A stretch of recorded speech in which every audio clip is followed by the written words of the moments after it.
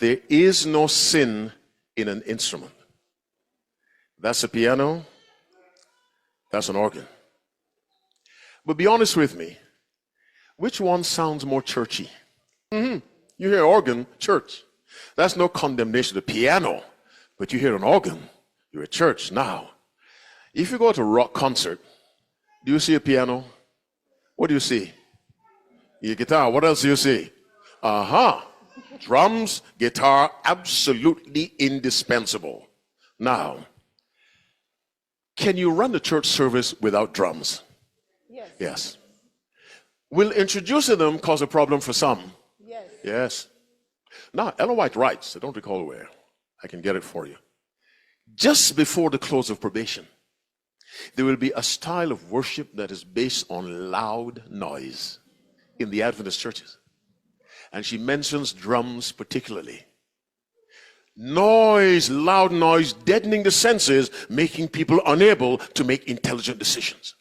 She said, just before the close of probation, this will come into the church. Loud, noisy worship, and the central instrument is the drum. There's no sin in the drum. As I was telling my young friends, there's something called the law of association. Are you with me? Law of association. Now, if a guy commits a crime, he holds up a liquor store, and you're standing right next to him, and the police come in, they stop him and you. They will arrest him and you, because you're right there. Are you with me? Later on, they'll sort it out. Are you following me? By association.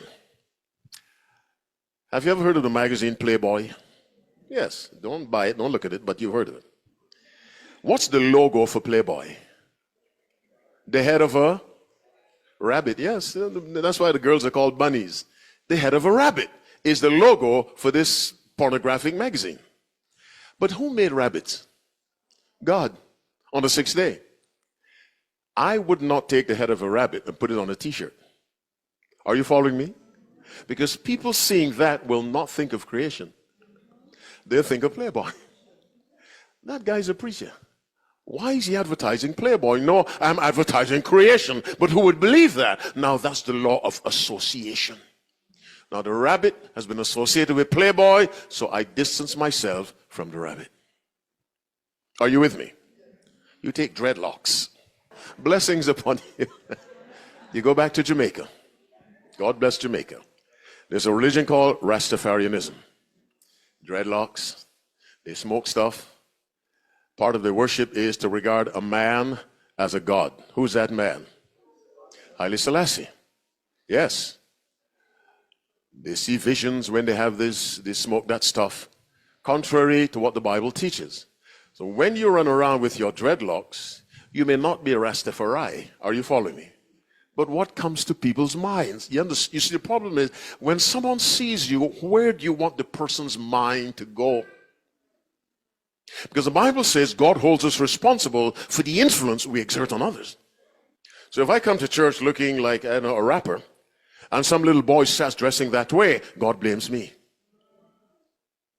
And so some things in and of themselves may be innocent, but because of the association that has developed between them and something else, it's best to leave it alone.